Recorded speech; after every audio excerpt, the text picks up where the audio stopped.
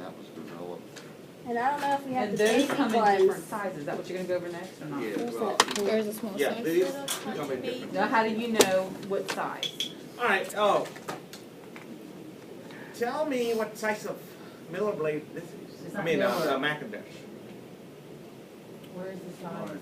I need to It's It's a always 3. on the blade Sorry, look Look at at the somewhere. size. Like on It's the on it, side. it's 3. It's a 3. And if the Oh, doctor two. says I want a Miller, Macintosh 3, you're gonna pick this up. And if the doctor says I want a Miller 2, right here, Miller 2. And I need my readers to see that. Very important. If you don't Millers. know the size, You see the 2? Do you see it? The Miller, the sizes The for Millers are Miller at and the the back. sizes for Macintosh don't necessarily coordinate with each other. So Yeah. a Miller 2 might be way bigger than a Macintosh 2. You don't have to know. adult working It says pediatric 2, adult 3. Pediatric can be an 8-year-old. I mean, think with their throats, Okay. you They know, usually don't use think a just 3. babies. and Miller 3. That's adult size. Yeah. And we usually use Mac 3 and 4 I for don't adults. remember using a Miller 2.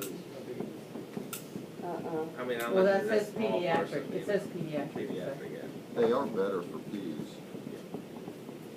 It's the same way here. There's a size. All right, move on to the next. The size matters. Kathy, I'm trying to make y'all laugh. The next equipment you is McGill forcing. McGill.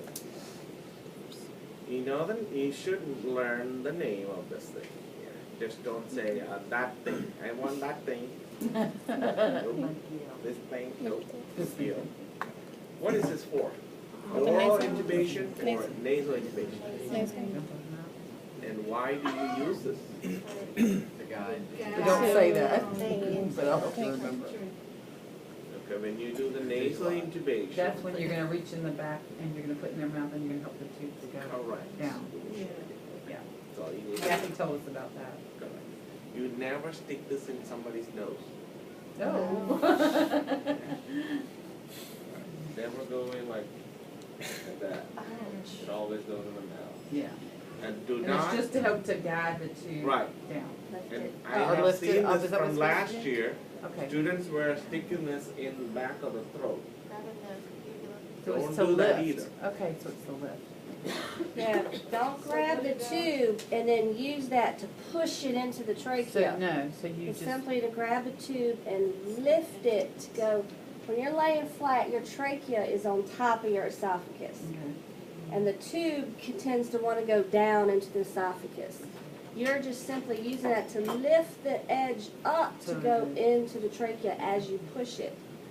People, we could almost fail somebody, I think we did before, because they were shoving the McGills way down into the trachea. And then you're just cutting the inside of all of them, you know, so. If you all look over Show here, you all the Okay. technique. here comes my tube coming through the nose, right? Only thing you would do is you grab it like this and you hold it about the cup. It's gonna be hard to do. You need 3 hands right now. See right here? You don't hold it here.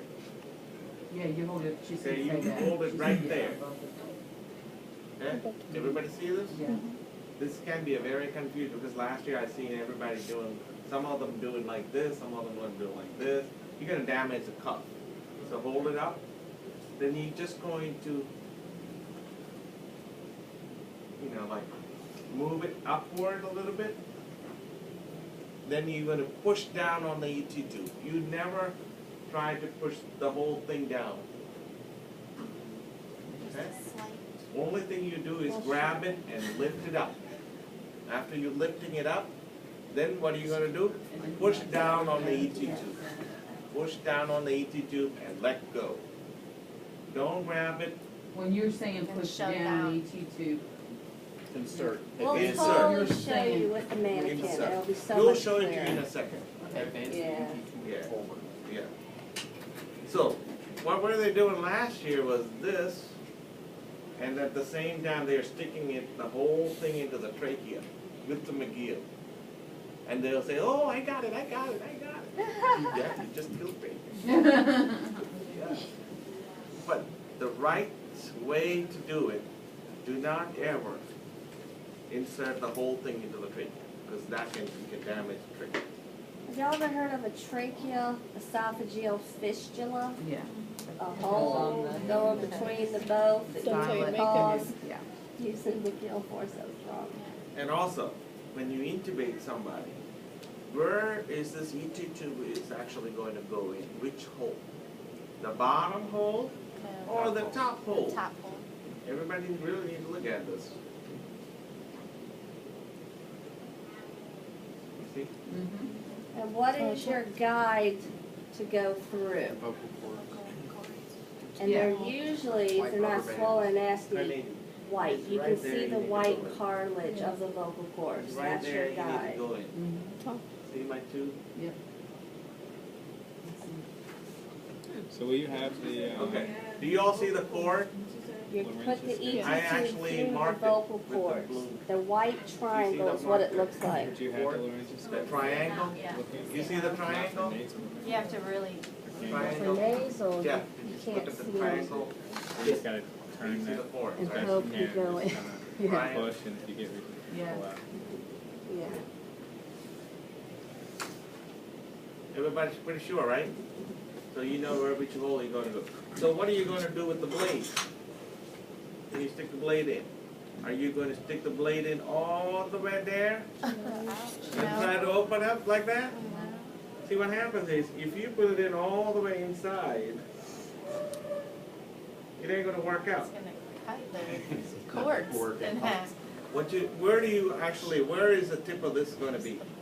Under your epiglottis. So epiglottis, Right. and you're lift gonna it. lift. You're gonna see the cord. Don't go in too much, then you're not gonna see it. If you don't go in enough, you're not gonna see it either. You have to be in the right spot. Lift the epiglottis up, and you can see the cords. All these mannequins have the tongue, the epiglottis, the cords. So you'll totally be practicing. Some of them are harder than others, though, to lift and see. All right, next question is, once you put the tube in, where is the tube, the tip of the tube should be? Like that? Above the No, carina. above the What is that called? right. No. What is this called? Bio- Right? Right. Main step, intubation. You just intubated the right lung. Long and not Where is the tip of the tube should be? pull it back. Above the carina. If an x-ray showed a tube like that, what do you need to do? Pull back Pull back. Deflate the cuff, and pull back. pull back, Well, you're Where? deflated, so we yeah, keep going. pull back to where? 2 centimeters above the carina. 2 centimeters above the carina, somewhere there. Then I what are you always gonna do? learn 2 to 4 centimeters above. Yeah, 2 to 4. Is that, Yeah, that's a good thing. Okay, so you need to be like 2 to 4 cm above the carina. I'm just If you s- assuming above the carina. That's too much. That's the right step. Pull it out. So if the doctor says advance the tube 2 cms of 2 cms, You're gonna what are you gonna deflate do? the cuff and you're gonna Deep advance. and look at Push the- it in. If you go right main stem, can you get a vagal response because you are around there? No, because you didn't touch it, right? Yeah, well, I You don't. went by you it. kind of went by it. It's not sitting on it. You might have Might get a little blip and then it'll. irritation maybe. Okay. Okay, 2 ways they tell you: pull back, advance. After they do an X-ray, they might tell you to pull back or advance. Advance means you need to push it in further. Pull back means you're already in the right main stem or something. You need to pull back. How do you, after you pull back, how do you make sure this tube is in the right? Bilateral. Bilateral breath. So when you intubate somebody, we would like for you to do this. After you intubate, listen. If you don't have right, That's the breath first sounds initial on both thing you sides, do. recommend. At least 2 above, no more than 4 above. Okay, okay. That makes- The next makes scenario, sense. you're intubating. Your tube is going to go down like that,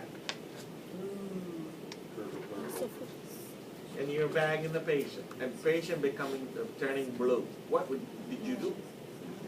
Turn it sideways, or are you purposely not doing it?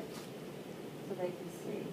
Do what now, Susan? It's in the, You're I it's just- in the esophagus. Yeah, this is dangerous, A little A bit, little. just a little bit. a little. Yeah.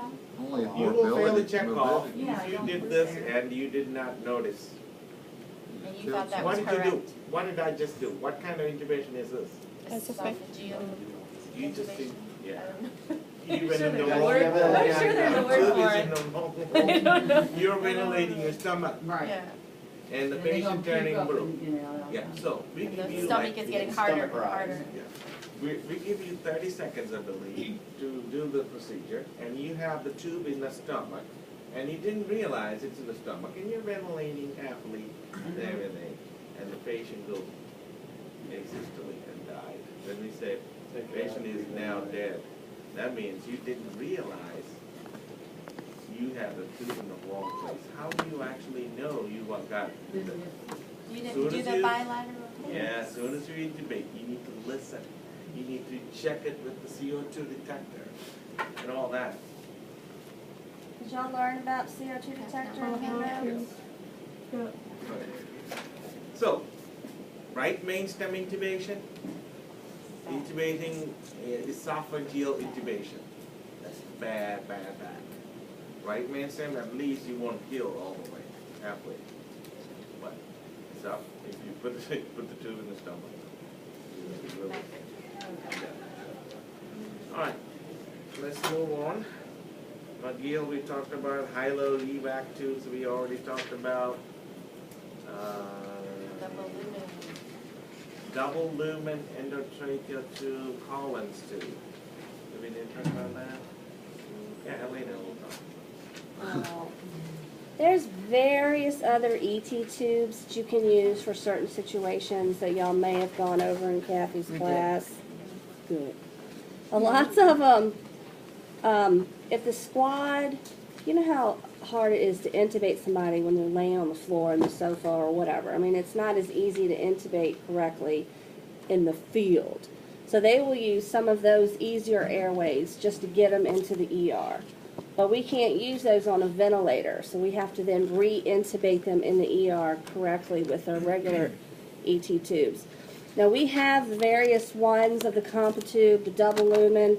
I've only seen, let me grab this, the double lumen